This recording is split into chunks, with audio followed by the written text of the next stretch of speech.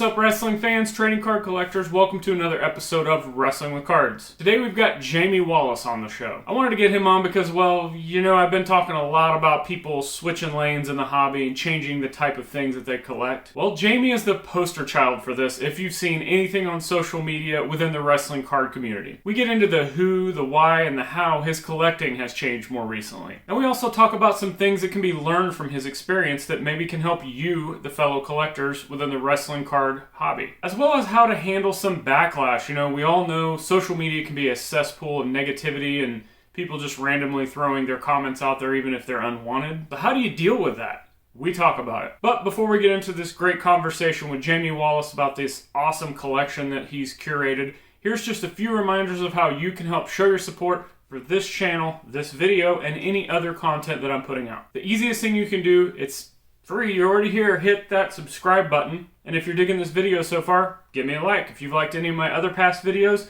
like those as well. And maybe one of the better things you can do as well is share this video with a friend, trying to build this channel, growing the viewership, growing the viewing community. And to do that, I need your help. Copy the link to this video, paste it in a text message, an email, somewhere on social media, you can tag me in it, and just spread the word. Tell somebody that you know that you think would enjoy this video, let them know. Check out the podcasts I'm involved with. Worlds Collide, myself and Tony Vella talking all things wrestling cards each and every week. And of course the Wrestling with Cards podcast, my solo podcast, which comes out every couple weeks. Both of those great wrestling card podcasts are available on all popular podcast platforms, so just search the titles in whatever you like to listen to podcasts on. And hey, if you dig it, please leave us a review and subscribe to that as well. And once again, tell somebody about the podcast. If you'd like to help contribute to my content monetarily, check out Wrestling with Cards on Patreon. For as little as $1 a month, that's right, $1 a month, you can help show your support to my content and get your name in the credits like all of these fine folks here that have continued to show their support for all of my content. And then there's also higher tiers. You could get more like exclusive video access or come on the show. You can join the Wrestling with Cards booking committee. You never know what I'm going to throw out there. I recently put out like a 40% off coupon to my eBay store, which we'll talk about in a minute. And I got some good feedback on that. So you just never know what kind of bonuses you're going to get with Wrestling with Cards on Patreon. I mentioned eBay. Check out my eBay store, Beast Mode Collectibles. There's all kinds of stuff in there. We've got wrestling cards and all other kinds of cards for as little as $1.50 shipped out the door. Where else are you going to be at? Well, okay, so you could probably find those in the quarter boxes, the dime boxes, or the dollar boxes at some card shows. But hey, if you want to shop a quarter box, a virtual dollar quarter box, however you want to put that, if you want to shop that virtually from the comfort of your own homes, in your underwear, check out my eBay store. Make sure to check out the links to all of my social media as well, and links to buy me a coffee. The iced coffee has returned.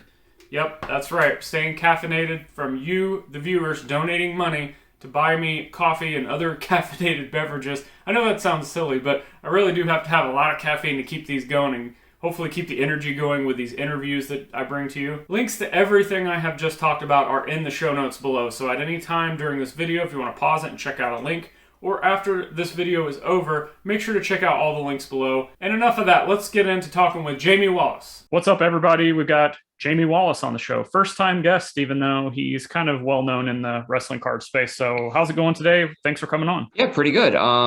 Yeah, I mean, everything's going great. This is it's National Week. I'm not sure when this is going to come out, but as we're recording this, people are getting set to go, getting a little FOMO because I'm not going to it, but you know, I had other things going on this weekend, so you know, I couldn't go, but I can live vicariously through other people. So I am not going, and I have zero FOMO, and I think that's a great thing to tie into what we're going to talk about today. We're not pulling any punches, got a lot to talk about. So I think myself and most people know you from the WCW autograph set, and and we're not going to touch on that because again, if anybody has questions on that, Jamie's been on the WTC YouTube channel several times and covered a lot of ground. It's been on Card Foundation as well. You can hear all about that. What we're going to talk about today is kind of transitioning and collecting, maybe some things you can learn, what goes through a person's mind when they're kind of buying, selling, transacting, and just, you know, lots of different topics that I think you got a lot of backlash for. And maybe some of it's deserved, maybe it's not deserved. And that's what we're going to talk about today. So we know you for the WCW auto set. We saw you, correct me if I'm wrong, start selling a few pieces of those here and there. So obviously people are probably like, why is he selling this thing that he worked so hard to get to? Start there and tell us kind of what happened.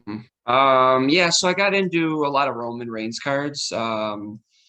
So in order to finance those, I had to sell off a few of my WCW autos. A few of the unreleased ones. I was pretty content with just having the regular like 101 pack pulled pack pulled cards, even though I've sold a couple of those too. I think right now I think I need 3 or 4 left just to get back to where I was as far as that goes. And I still have 3 or 4 of the unreleased ones, but I did sell a few hefty ones. But yeah, I've been getting really big into like Roman cards, and been actually getting into a lot of Sting and like Macho Man cards. So I've kind of been transitioning to PCing those 3 guys. Again, if I see something that I think I'm gonna like, I will get it. But my attention span seems to be pretty short recently. So yeah, that's why I've been buying and selling rather quickly. I wouldn't call it a pump and dump or anything like that. It's just I see something else I like, and I'm like, oh, I like that even better. So that's kind of why it's been, I've been like kind of jumping back and forth into stuff. So, and there's nothing wrong with that. Obviously, a lot of people like to collect different things, but I think maybe the question that a lot of people had is like and again, correct me if I'm wrong on any of this, but from an outsider's perspective, it seems like you worked really hard to get this, and then you're selling it to get this, but then all of a sudden you don't want this anymore, and you're trying to get this again. So what is the now Sting and Macho Man? Correct me any of this stuff if I'm wrong on it.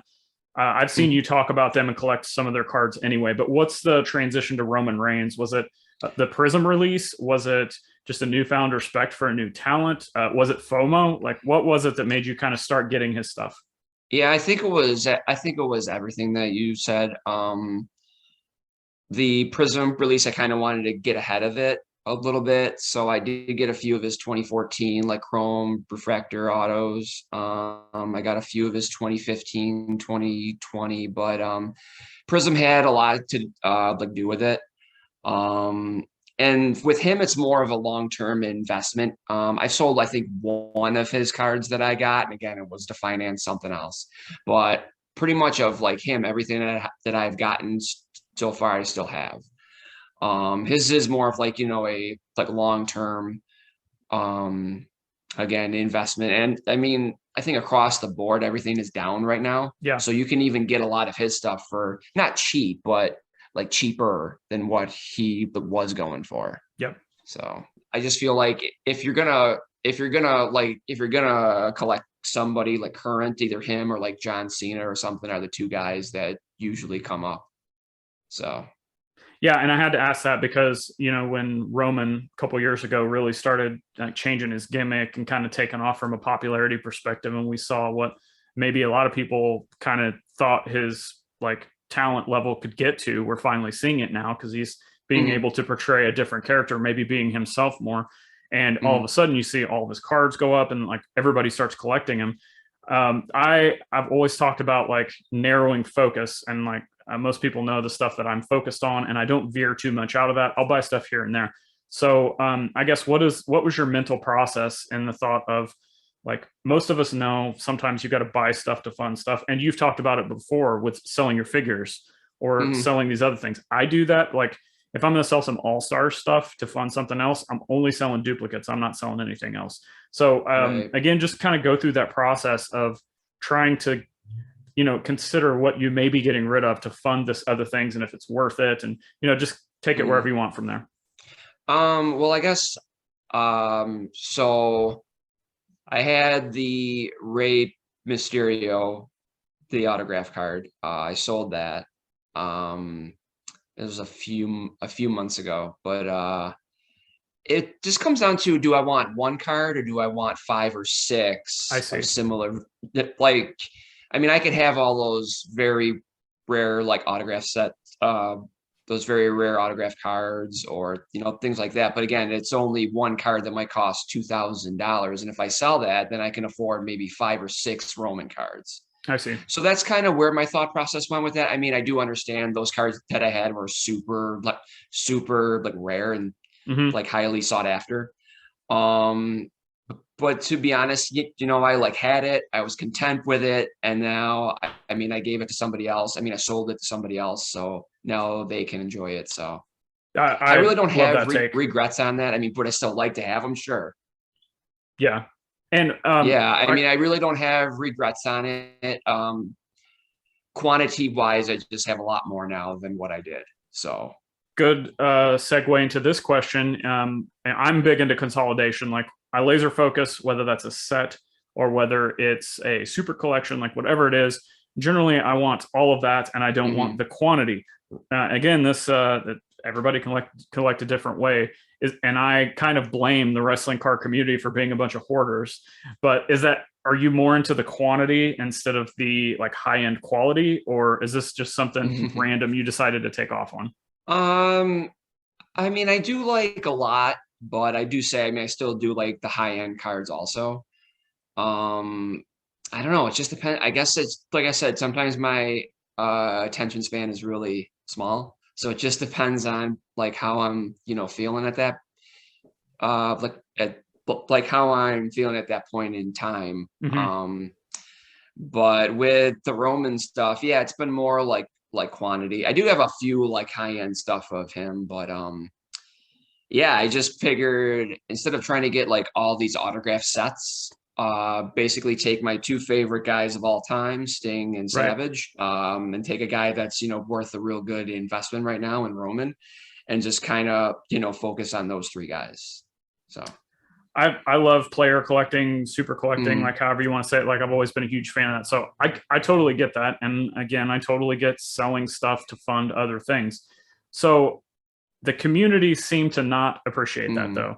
I mean, I saw you getting blasted on Twitter by multiple people, and then I saw multiple people saying, "Hey, do whatever you want. It's your money. Collect the way you want." So, what was kind of your reaction to that? Well, I mean, I know like who was saying stuff online, and it's whatever. I mean, if they're gonna focus on like how I like buy and sell, and if I lose money, I mean, it's my money. If I want to like burn it right here on like camera, I'll do it. It's true. I mean, that was the like metaphor, you know what I mean? Again, if I'm living rent free in that person's head that much that they got to follow all of my auctions, then so be it. I mean, I guess, but yeah, I mean, I have lost decent amounts of money on some sales. I mean, I'm not going to say I like haven't, but again, if I want to sell something, I don't get exactly what I'm asking for, then okay. I mean, I'm okay with it. I mean, I just don't see posting how badly I lose money like in an auction. I just feel like is someone going out of their way to tell everyone else like, hey, this person sucks at like buying and selling, and they're supposed to be this big expert. I mean, I don't claim to be any like expert. I got way back into this 3 years ago, so I don't think I'm any like huge expert. At the same time, people have been collecting for 15 20 years. Maybe they're not an expert on like current stuff, so it goes both ways. Just because you've been at it the longest doesn't make you an expert either. So agreed. Yeah, and there's different segments. Like there are people want to say stuff, it's it's fine. Yeah, there are people that will look at some of the more modern stuff and they'll say, I just don't know anything about vintage. And then there's the vintage guys that will just flat admit, I don't know anything about modern. But then there's some people that try to think they know everything about everything. Like I'm no expert. I like to talk about all of it because I'm interested in all of it, but it doesn't mean I know everything about all of those segments. I just know some stuff more than others, and some stuff over here that I might not know over here, and vice versa. So you talked about money. One thing that I see people struggling, and this is across the board, this isn't, again, it feels like I'm throwing the wrestling guys under the bus. It's worse of a problem with wrestling than it is sports cards, but I see it in sports cards too. And that's getting that value of what you think your stuff is worth and squeezing every penny out of it instead of doing what you do and what I've done sometimes. And that's, hey, let's just get this stuff going because I need whatever I can get to fund this other thing, or you got to pay bills or whatever, instead of just like sitting on stale inventory. You've got something priced at $500 and it's $100 card, and you just refuse to, adapt with the times and just move stuff and get activity. So what is something that you learned from that process of actually losing money, but then refunding it into stuff that you wanted?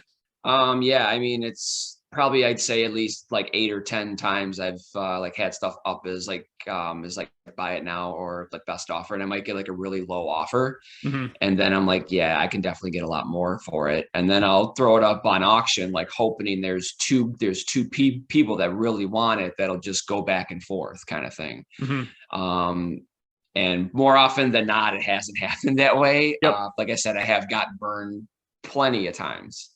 But again, I mean, I can at least say that. Like, I'm sure there's people that think I'm gonna like come up here and try to like come up with some stupid story on why it didn't sell. No, I Mm-hmm. mean, I got burned. I mean, I'm Yeah. gonna sit here and say that I got burned. But at the same time, I try not to think about what I spent on it and what I sold it for, kind of thing. Mm-hmm. So if I sell a card and I want to buy something else, it's because I'm more interested in that card, and I got to get it like right then and right then and there. I can't sit on my current stuff, basically.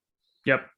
Yeah, I've learned that too. I've been burned by auctions. I don't do them anymore unless it's something like you said. If I don't care what I get for it, sure, I'll run it on auction. But more times than not, I've learned to just set something at buy it now. And if I get even a halfway decent offer, whether that's making a small profit, a large profit, or no profit at all, a lot of times it's better to just accept the offer, keep it moving, keep the inventory turning, because I wouldn't have the PC that I have today if I didn't take that approach to it. So I 100% agree with you on that.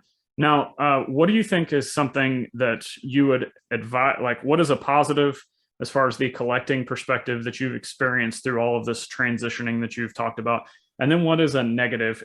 This is obviously, this channel is to help other collectors. So what's a positive and what's a negative that you've experienced that maybe could help out some other collectors out there? One negative obviously is be patient, especially in a time right now where everything seems to be across the board down. Even like Wrestling All Stars, even like Hulk Hogan All Stars, Ric Flair All Stars, they might sell right now for 2,000, and they were going for 3,000 a few months ago. So I would say, as far as that goes, don't do what I did. List them up on auction and just try to get whatever you can for them. If you really do want if you do want another card at that point, I mean, obviously you got to do what you got to do. But if you can sit on what you like have and try to get what you really want to get for it, then I would say just do buy it now, best offer type. So you're not like giving it away, basically. One positive is, I would say, like we said, super collecting, find one guy, two guys that you really are fans of, or you really like, or you want to invest in, and really laser focus on that person. Good thing for me is the two legends that I collect, some of their stuff can get expensive, but they're not at that Rock, Hulk Hogan, Andre level where I can get them still for decent prices. Whereas if a card for like Hulk sells for 1,000 and these guys are in the same set, they might go for 300 or something, or like $400 or something. So they're still expensive, but they're just not on that level. So like I said before, I can get a lot more of their cards rather than just having like one Hogan card, basically. I see. Okay. So out of the stuff so we've talked about Roman, Sting, Macho, and then I guess the question is, what are you doing with everything else? Are you slowly going to try to consolidate to just those three guys for now? And so that means getting rid of the WCW autos altogether. Are you still going to collect that? And I've seen you, for a while there, you were chasing a lot of autograph sets from what I could see. Are those already gone? Like what's the future hold for like what your other collection is now? So I'm still have all of those autos. Like I said, I think I only need like Hogan, Gorgeous George, and maybe Elizabeth to reacquire the entire set. Okay. So yeah, I'm not going to sell those. Like I said, I worked pretty hard on trying to uh, obtain all of those. So those are I'll probably going to like always keep them. And the only way that I would sell one is if I knew I could get another one back right away, kind Yeah, of thing. right. Yeah, it's a You know what I mean? more liquid thing instead of being one of those really rare ones. Right. Yeah. And the rare ones, like I said, I like had them for a short time and I sold them. That's fine. It's whatever. Maybe they'll pop up again someday. I don't know. But Sure. and then I have the 2005 like heritage Hmm. autographs. I actually have not sold any of those. So there's like 18 of those I think in the set, and I have like 15 of them. So that's another set that I have. But you're right. For a while, I was going after the like comic images set. Hmm. I was trying to do the 2015 undisputed autograph set. Um, I just think with my focus now on those three guys, it's kind of a lot simpler Hmm. rather than trying to get like all these sets of autographs. So So I guess when it comes to your three main focuses of the three guys we've spoke of, how have you seen your like mental and I'm not gonna say collecting habits, but like your mental habits as far as like searching out like certain cards or certain parallels of these three guys? Like how has your mentality of the I guess the act of collecting changed from trying to put sets together to now almost player collecting, super collecting? yeah, so I just try to see whatever sets that they're in. I see sometimes what other people online post, and I'll be like, oh, I wonder if Sting or Savage have the Oh, same cards in that set. it's a good one. So yeah, so then so I will actually use this guy as an example. Main event collectibles Yeah. on Hmm. yeah, so he posts all the like Andre stuff. So when he posts that, I'm like, oh, I wonder if Sting and Savage have all these cards in these sets also. So then I'll go back and I'll check on that. I'll like research it and everything. I'll use Tony's site. So yeah, that's kind of where that mentality goes. And actually, so like he just posted a lot of these Andre undisputed 2016, 17 low numbered parallel cards. Hmm. So now I'm trying to get all those for Sting and Savage. And again, those are pretty cheap. They're like even like the low numbered out of like 10 or like $100. I mean, Oh, that's okay. still a lot of money, but it's not like spending 1,000, you Sure. know? So, So yeah, go yeah, I ahead. just see what other people like post, and then I see if these guys have like cards in those sets. And then sometimes I'll just go very like generic. I'll just type in like tops Sting one and Hmm. just see what like comes up or something, or top Sting like gold or something, and just see what like comes up, you know? Because again, like I said, I'm not an expert, so I don't know like I don't know all these sets inside and out. Sure. So there's cards that I'm like, oh, like, okay, he's got like, like gold in there. He's got like a silver, like bronze in that set. So I'm going to get all those and I'm going to get all these. So yeah, that's just kind of where my thought process is going with that. Do you find that easier to do it that way than to try to put sets together, or were sets actually easier to collect than this? I would think sets maybe just because if you're doing one set, you always know like what to search for. You have the With checklist in these, front of you, I guess. You know. right. With these other guys, sometimes it's like I didn't know that they were in like 2018 like legends or something, just Sure. to use that as an example. But yeah, like I haven't actually sat down and seen what sets that they're in for Hmm. all those years. So yeah, I would say if you're focused on one set, then obviously you know exactly who you got to like collect. But at this time too, my saved searches are a lot less now with just those three guys. So So I guess my last question is, and this is maybe the most important question: switching to this, collecting these three mhm, guys as your main focus, are you having more fun doing this than you were mhm. chasing the sets? Yeah, I would have to say the original WCCW autographs are probably, I don't think anything's gonna like touch Yeah. that. But as far as the other autos and stuff, yeah, like I really didn't have that um attachment to them like how I do with these three guys. Sure. So especially Sting and like Savage, because again, those are my two guys when I was a kid. Um, I mean, I had other guys like Brett and like Warrior too, but for now, I'm just gonna focus on these two guys. And obviously the Roman too. So Yeah. Well, and the good thing, I would think. I mean, the good thing about all three of those is they're all still being produced in modern products. So not only do you get that nostalgia grab, but you're also able to keep collecting as these sets come out. Right. Yeah, and that's the good thing. Like I think I have all but I think 2 of the parallels for the Roman out of that Revolution set.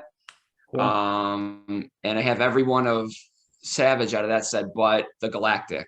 So which is going to be like hard to get. I know when that first came out, there was one that sold. But yeah, I haven't seen one since for the base card listed at least. So but yeah, like you said, I mean, Sting I know is with the Upper Deck, and obviously I haven't gotten any of like his in those sets. I've been staying just towards the tops, the like tops route right now. So gotcha. Well, thanks for all that information. Thanks for coming on today. Make sure to let everybody know where they can find you, where they can see this awesome collection that you're building, and maybe they've got some cards that they want to trade or sell you. Yeah, so I am on Twitter. It's at Axel_Foley13. Always on there, like posting and everything. I'm in a few of the like Facebook groups also. And so I'm sure everyone that's a lot of people that are going to see this are going to, they also like know me from those groups also. But I don't have Instagram yet. We'll see where that goes in the future. So yeah, I'll make sure to put the link to your Twitter account below too. Jamie, thanks for coming on today. Thank you for, again, all of this great information. I've been on this role of getting these guests that maybe have the attention span that's all over the place. They can't focus. Maybe even worse than your case in some cases. But I do this because I want all this information to be out for other collectors that may be experiencing these same exact things. And maybe this helps them either continue to just hoard or focus or a little bit of both. So again, go ahead. Yeah. Well, no, I was just going to say like, if you're like a fan of so many things, you don't know where to start or you don't know where to transition to. I mean, my advice would just be like, who were you a fan of when you were a kid, or who are you a fan of right now? And I would just say kind of, focus on that right now. Try to pick one lane instead of going into all these different directions. Sure. Great. Yeah. Great parting words right there. Again, thanks for coming on today. Thank you guys for watching. We'll see you. Thanks again to Jamie for coming on the show and for being so transparent about changing lanes in the hobby. We all know that the hobby and the people that participate in it, sometimes they're not the most transparent about things.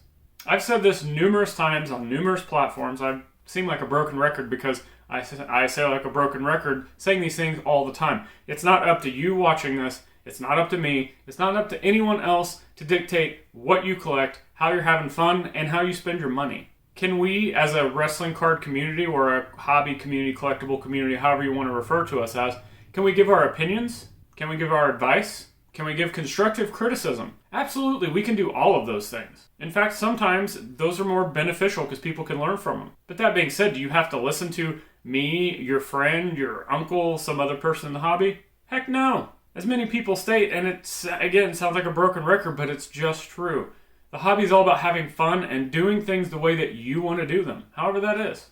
If that means buying Wrestling All-Stars cards and super high grades, or maybe like me and trying to get them all signed. Whether you're a super collector of Cameron Grimes, or you're just putting together some base sets that bring you some nostalgia and fun. It's up to you how you want to navigate the hobby, not anyone else, not anyone else's opinions. Don't let anybody ruin your fun. And if you want another example of how this has actually affected me, go back and watch some of my older content. While it is valuable content for collectors and, kind of like this video today where we show some examples of what to do, what not to do, some of my old content, I wasn't really laser focused on what I was collecting. And you never know, I may not be in the future. Something may change. Maybe I pivot off of something. I hope I'm not going to pivot off the All-Stars and Karrion Kross, but you never know what's going to happen. And guess what? I don't care what anybody thinks about that. I don't care what hobby talking heads think about what I collect. I don't care what gatekeepers, old school collectors, new school collectors. I don't care what anyone thinks. I'm just doing what I want to do because guess what? It's fun. Again, have fun. It's what this is all about. Again, check out the links below in the show notes after you're done watching this video for other ways you can help show your support. I've got Jamie's Twitter and Instagram below as well. And until next time, again, after you're done with checking those links out and showing your support for the content, click the videos on the screen for more great wrestling card content. I'll see you there.